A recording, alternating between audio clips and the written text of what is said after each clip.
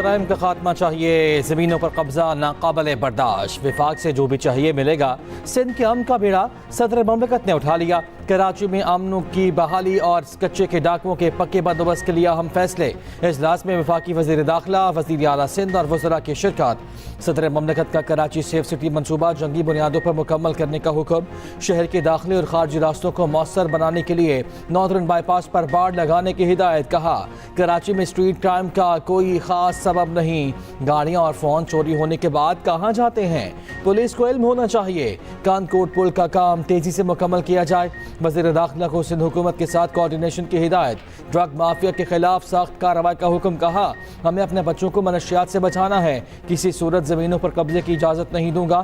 صدر مملکت کی چینی باشندوں کی سیکیورٹی کے لیے خصوصی اقدامات کی بھی ہدایت۔ ادھر وزیر اعلیٰ سندھ کی صوبائی اپیکس کمیٹی کا ہنگامی اجلاس صبح طلب کر لیا گیا، سندھ میں امن و امان سے متعلق اہم فیصلوں کی منظوری دی جائے گی۔ ایم کیو ایم اور پیپلز پارٹی کا مل کر قوم کی خدمت پر اتفاق، دونوں میں قربت ڈیڈ لاک ختم۔ صدر آصف علی زرداری اور متحدہ وفد کی ملاقات کی اندرونی کہانی سامنے آ گئی۔ ذرائع کے مطابق متحدہ نے سیاسی حکمت عملی تبدیل کر لی، متحدہ تمام سیاسی جماعتوں سے مسائل پر بات چیت کرے گی۔ ایم کیو ایم کا کراچی میں اسٹریٹ کرائم پر تشویش کا اظہار، ہر ممکن اقدامات بروئے کار لانے کی سفارش۔ ایم کیو ایم کی صدر کو بھرپور تعاون کی یقین دہانی، خالد مقبول صدیقی نے کہا صدر مملکت کراچی میں اجلاس کریں گے تو عوام میں اعتماد بڑھے گا۔ آصف علی زرداری بولے امن و امان کی بحالی میں تمام سٹیک ہولڈرز کو ساتھ لے کر چلیں گے۔ معاشی حالات چیلنجنگ، کرپشن بڑا مسئلہ، وزیر اعظم کا ملک کو پیروں پر کھڑا کرنے کا عزم، کہا شاہ خرچیوں میں کمی لانے کی کوشش کر رہے ہیں، کھربوں روپے کرپشن میں ڈوب رہے ہیں، کرپشن کا پیسہ واپس لانے کی کوشش کر رہے ہیں۔ سعودی وزراء سے تسلی بخش ملاقاتیں ہوئیں، لیبر ڈے پر اپنی ذاتی رہائش گاہ پر تقریب سے خطاب کرتے ہوئے کہا سرمایہ دار اور محنت کش ایک گاڑی کے پہیے ہیں، تمام کاروباری حضرات کی دولت میں مزدوروں کا بھی حق ہے، یہ ملک امیر کا بھی ہے اور غریب کا بھی، میرے والد بھی ایک مزدور تھے۔ وزیر اعظم شہباز شریف کا آئندہ بجٹ میں مزدوروں کی تنخواہ بڑھانے کا اعلان۔ مولانا فضل الرحمان نے شہباز شریف کو بیچارہ قرار دے دیا، کہا قومی فلسطینی کانفرنس میں بلا وجہ شہباز شریف کی شکایت کی گئی، اس بیچارے کی حکومت ہی کب ہے، بات ان کی جائے جن کی حکومت ہے، اب ان کی بات کرنی پڑے گی۔ کیپٹن صفدر کے خطاب پر تبصرہ کرتے ہوئے سربراہ جے یو آئی بولے پتہ نہیں وہ ہمیں ڈانٹ رہے تھے یا اپنے سسرال والوں کو۔ وزیر اعلیٰ پنجاب مریم نواز کا جلد ہیلتھ کارڈ جاری کرنے کا اعلان، کہا 2018 کے بعد ہیلتھ کارڈ کرپشن کا گڑھ بن گیا تھا، 10 بیڈز کے ہسپتال بنا کر اپنوں کو نوازا جا رہا تھا، کرپشن کی شکایات کے انبار لگ گئے تھے۔ یہ بھی کہا مجھ پر الزام لگتا ہے میں ٹک ٹاک اور سوشل میڈیا ویڈیوز کے لیے کام کرتی ہوں، مخالفین اچھا کام کریں ان کی بھی ٹک ٹاک بنے۔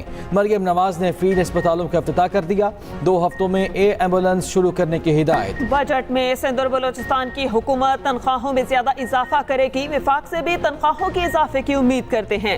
چیئرمین پیپلز پارٹی بلاول بھٹو کا یوم مئی کی تقریب سے خطاب، کہا حکومت پی آئی اے کی نجکاری نہ کرے، اسے پبلک پرائیویٹ پارٹنرشپ کے تحت بحال کرے۔ وفاقی حکومت پاکستان سٹیل مل نہیں چلانا چاہتی تو سندھ حکومت کو دے دے، سٹیل مل کی زمین حکومت سندھ کی ملکیت ہے۔ بات چیت کا ٹاسک وزیر اعلیٰ کے پی کو دے دیا گیا، علی امین گنڈا پور کہتے ہیں جو بات ہوگی سب کے سامنے ہوگی، عوام سے کوئی بھی بات نہیں چھپائی جائے گی، بانی پی ٹی آئی نہ ڈیل کے تحت آئے اور نہ ہی ڈیل کی، مولانا صاحب کا مینڈیٹ چوری نہیں ہوا، ان کے ساتھ دھوکہ ہوا ہے۔ بشرا بی بی نے نیب طلبی کا نوٹس چیلنج کر دیا، سماعت آج ہوگی تو شاخانہ تحقیقات میں طلبی کے خلاف اسلام آباد ہائی کورٹ میں درخواست پر فیصلے تک نیب کا نوٹس معطل کرنے کی استدعا۔ بھارتی ٹیم چیمپئن ٹرافی کے لیے پاکستان آئے، ایک ہی وینیو پر میچز رکھے جائیں گے، پاکستان کرکٹ بورڈ نے آئی سی سی کو تجویز بھیج دی۔ پی سی بی کے مطابق بھارتی ٹیم کے ابتدائی راؤنڈ میچز راولپنڈی میں کرائے جائیں، پی سی بی نے شیڈول تیار کر کے آئی سی سی کو بھجوا رکھا ہے، آئی سی سی بھارت سمیت دیگر ممالک سے فیڈ بیک لے گا۔ ادھر آئی سی سی کی پچ کنسلٹنٹ کی نیشنل اسٹیڈیم کراچی آمد، چیمپئنز ٹرافی 2025 کے لیے پچز اور پلئنگ فیلڈ کا جائزہ لیا۔ افسروں کا غلط تخمینہ کاشتکاروں کو لے ڈوبا، گندم خریداری بحران کے ذمہ دار اعلیٰ سرکاری افسران نکلے، نگران دور میں گندم درآمد کی تحقیقات نے سارا قصہ کھول دیا۔ تحقیقاتی کمیٹی نے گندم لانے والے 65 بحری جہازوں کا ریکارڈ حاصل کر لیا، شارٹ فال 13 لاکھ ٹن تھا، تخمینہ 24 لاکھ ٹن لگایا گیا۔ شدید بحران کے باوجود گندم سے بھری جہاز کیماڑی بندرگاہ پر موجود، 14 फरवरी को मज़ीद दरामद पर पाबंदी लगाई गई। कराची के चंद इम्पोर्टर्स के मुतालबे पर गंदम इम्पोर्ट में तोसी का फैसला नुकसानदेह साबित हुआ। तहकीकाती कमेटी रिपोर्ट वज़ीर आज़म को पेश करेगी। वज़ीर आज़म जिम्मेदारों के खिलाफ सख्त तरीन एक्शन लेंगे। एक्सप्रेस न्यूज़ की खबर पर मुतालिका वजारत इन एक्शन की माड़ी बंदरगाह पर इम्पोर्टेड गंदम की अनलोडिंग रोक दी गई। डायरेक्टर जनरल प्लांट प्रोटेक्शन तब्दील बारदाना देने के एवज किसानों से स्पीड मनी वसूल करने पर भी इंक्वायरी शुरू। किसानों ने इल्जाम आयद किया था पास्को स्टाफ फी बोरी बारदाने के एवज 600 रुपए तक वसूल कर रहे हैं। गंदम न खरीदने पर किसानों का एहतजाज जारी। मंडी बहाउद्दीन में किसान इत्तेहाद का मुजाहिरा। किंग चौक से DC ऑफिस तक रैली निकाली गई। गंदम की फी मन कीमत 5,500 रुपए मुकर्रर करने का मुतालबा।